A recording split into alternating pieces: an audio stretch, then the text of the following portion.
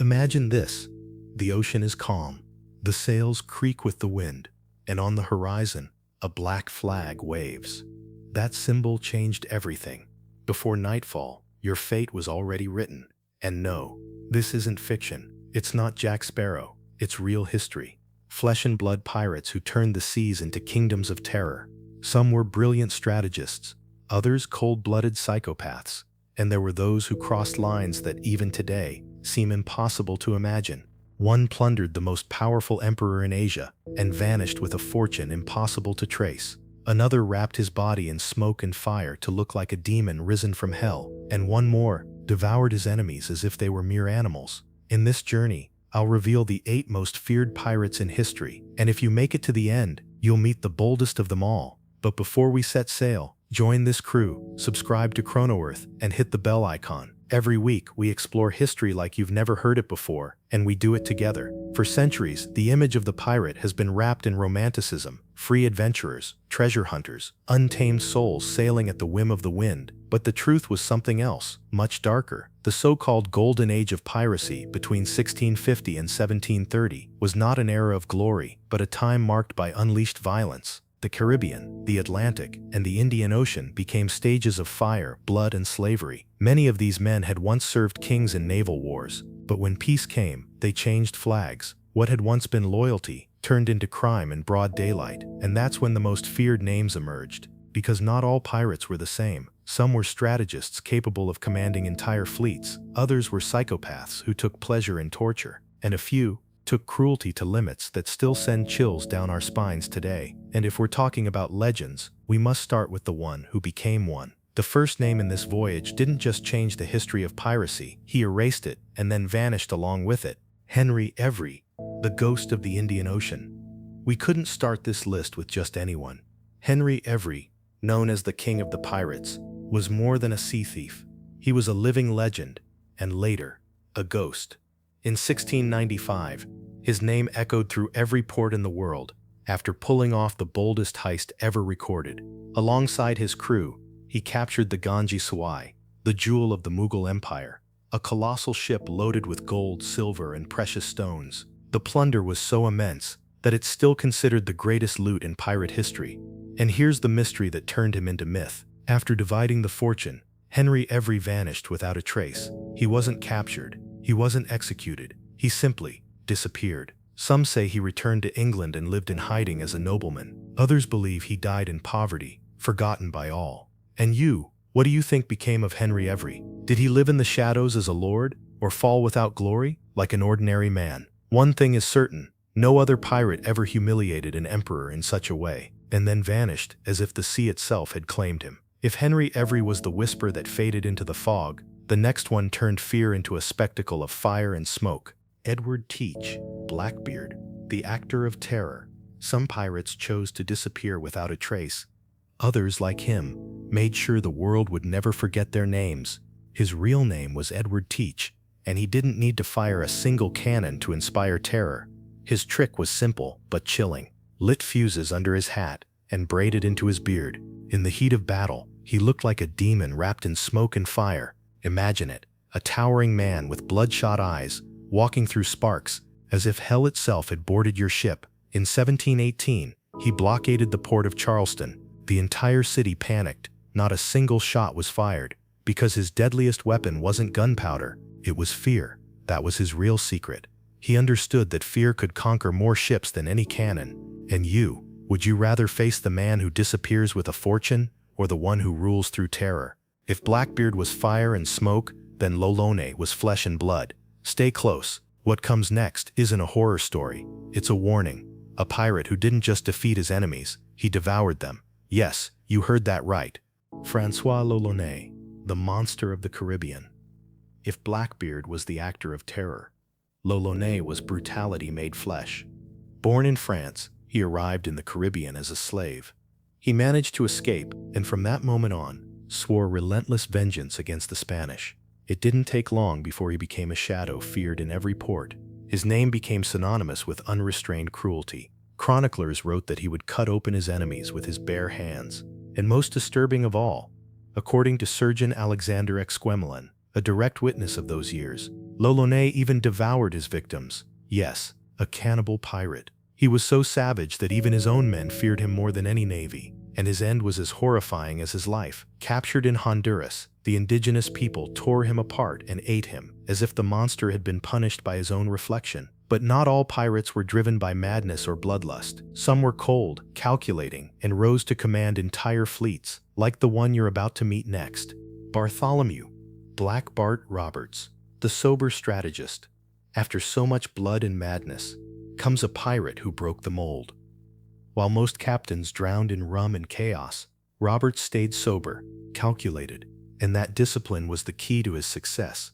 In just 3 years, he captured more than 400 ships, a number no other pirate ever achieved. He wasn't insane, he wasn't sadistic, he was a strategist. He commanded his crew like a true army, enforcing rules, maintaining order, and executing his vision with surgical precision. His style was as puzzling as it was admirable, proving that piracy wasn't always about brutality. It could also be an efficient machine. For many, Roberts was the true king of the pirates, even if history placed him behind more theatrical names like Blackbeard. If you're enjoying this journey, make sure to subscribe to CronoEarth and hit the bell icon. Every week, we explore the darkest corners of history together. And if you've stayed aboard this far, comment Black Sea. That's how we'll know who the real sailors of this crew are. So far, we've met men who carved their names into history with blood and fire. But if one man, with a clear mind, could build an empire on the high seas, what you're about to see surpasses everything before. Get ready to meet the one who commanded 80,000 pirates and humiliated several naval powers.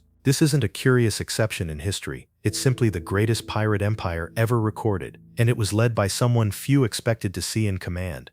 Qingxi, the Empress of the Sea. Until now, we've talked about fearsome pirates, but none ever built an empire as vast as Qingxi's. At the beginning of the 19th century, in Canton, she worked in a floating brothel until fate changed her course. She married the pirate Zheng Yi, and after his death, took command of his entire fleet. The surprising part isn't that she kept her power, it's that she multiplied it. In just a few years, she led over 80,000 pirates and nearly 1,800 ships, yes, more than many of the world's navies at the time. Her code was ironclad: no desertion, absolute discipline, and ruthless punishment for betrayal. She defeated the Chinese Navy, the Portuguese, and even the British. And the most incredible part, while most pirates ended up hanged, Qingxi negotiated her retirement, kept her fortune, and lived peacefully until her death at 69. She died of natural causes, on solid ground, far from the sea that had turned her into a legend. Did you expect that? Had you heard of the most powerful pirate in history? Because if she knew how to retire with intelligence and power, the next one did the opposite. He drowned in chaos, savoring every second of the fire. Edward Lowe, the psychopath of the Atlantic. If Qingxi mastered the art of power and control, Edward Lowe was her complete opposite. A pirate consumed by madness and cruelty. Born in London, he began as a street thief and carried that same violence to the ocean. But his fame didn't come from treasure. It came from terror. It's said that he forced his prisoners to eat the ears he cut off himself, that he hung his victims by their thumbs, and then set them on fire. The London Gazette described him as a human monster, and it wasn't an exaggeration. Even his own crew hated him. Many deserted rather than witness his atrocities. Edward Lowe wasn't a pirate of riches. He was a psychopath under the black flag, a man who turned the sea into the stage for his madness. And tell me, isn't it even more terrifying to face an enemy who doesn't seek gold, but the sheer pleasure of causing pain? Stay alert, because with every wave, we get closer to the most feared name in all the oceans. But first, we'll meet a pirate who had it all, and still chose to play the monster. His name was Stede, the misguided gentleman. After so much terror and blood, comes a pirate who seems straight out of an absurd comedy.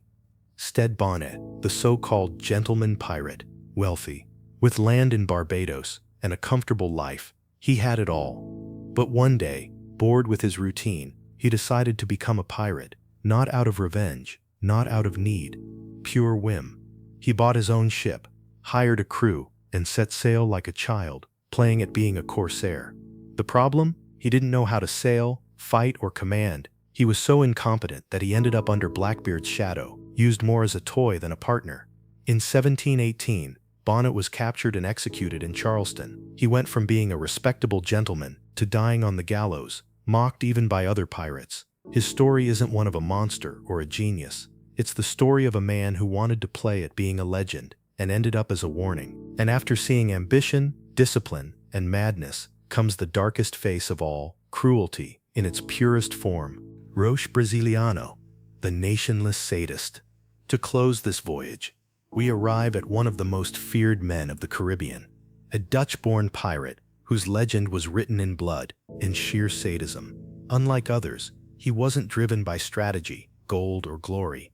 His motive was something else entirely: cruelty for the pleasure of cruelty. Chronicler Alexander Exquemelin, a direct witness of that era, wrote that Roche tortured his prisoners with inhuman methods. He burned them alive, mutilated them, and laughed while doing it. He had no flag, no homeland, no cause. His only empire was the terror left in his wake. For sailors, hearing his name was enough to trigger panic. No one spoke of loot or victory, only of the savage, the unthinkable, of him. Did you already know the story of Roche Brasiliano, or have you just discovered one of the darkest faces of piracy? Tell us in the comments which of the 8 pirates shocked you the most. And if you want a second part, write Pirates 2. And now that you're part of this crew, let me reveal a secret few people know. Most pirates didn't bury treasure. That myth came from a single case: Captain William Kidd, who hid part of his loot before being captured. The rest spent their gold quickly on rum, weapons, and pleasure. The truth was far less romantic and far more human. Thank you for daring to look beyond the legends and staying until the end of this journey. If you haven't already, subscribe to CronoEarth and hit the bell to keep exploring history like you've never heard it before. This was CronoEarth, and remember, the past still holds secrets waiting to be discovered. See you on the next voyage.